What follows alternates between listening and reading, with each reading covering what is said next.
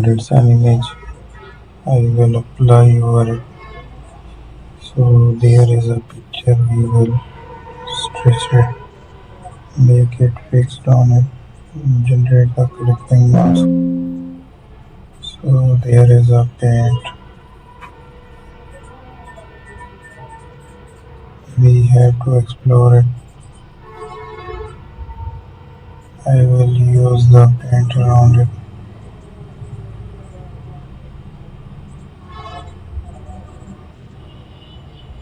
So we will go to the background as well to choose that one. Similarly, we have that designs here.